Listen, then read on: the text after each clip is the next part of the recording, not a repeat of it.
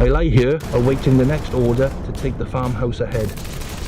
We've attempted to take it twice already, but have received a number of casualties, so we have had to withdraw. We're all tired and could do with some sleep. We are part of the 53rd Welsh Division, but attached to the 1st Czech Independent Armoured Brigade. We've been laying siege to Dunkirk for months, since the initial attack in September 1944. We've had no orders to actually liberate Dunkirk, but it's more of a holding action to keep 12,000 Jerrys tied up there from taking part in defending our push to Germany and the final defeat of Hitler. We have been converted from an anti-aircraft and searchlight regiment to an infantry regiment. A lot of lads are from Swansea and the surrounding areas of the town.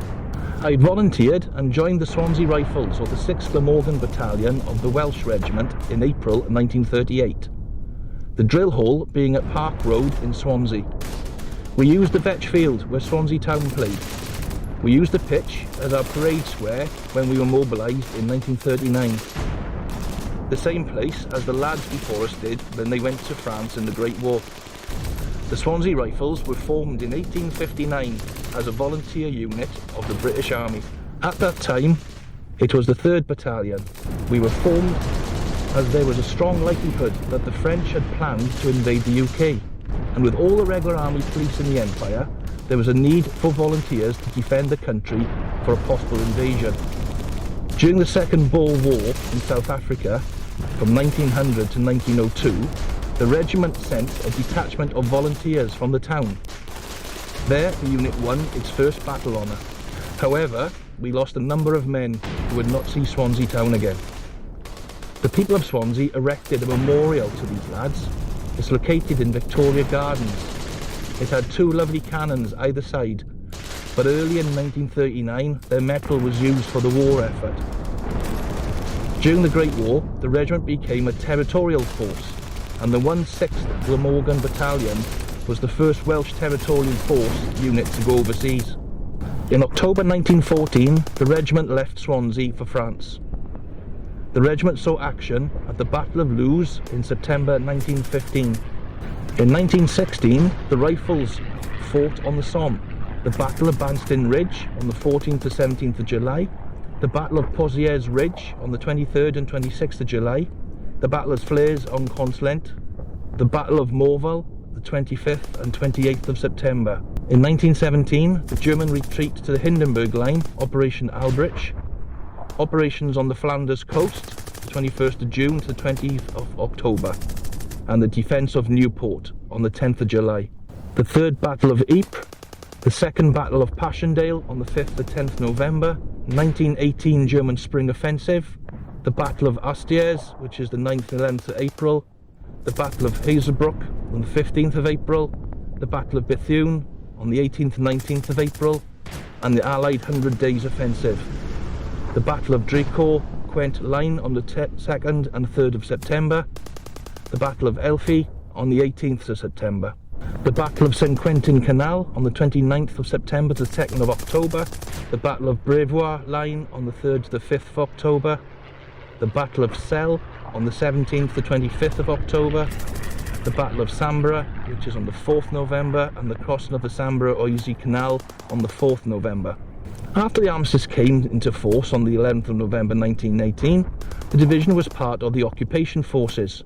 Swansea also supplied 2 other battalions of the Swansea Rifles. The 2nd 6th Glamorgan Battalion was formed in December 1914. The 3rd 6th, the Glamorgan Battalion, was formed in Swansea on the 23rd of March 1915, and in the 1920s the territorial force was reorganised. On the 31st December 1921, the 6th Glamorgan Battalion was absorbed to the 7th Cyclist Battalion Welsh Regiment. In the 1930s, the threat of war with Germany was getting greater.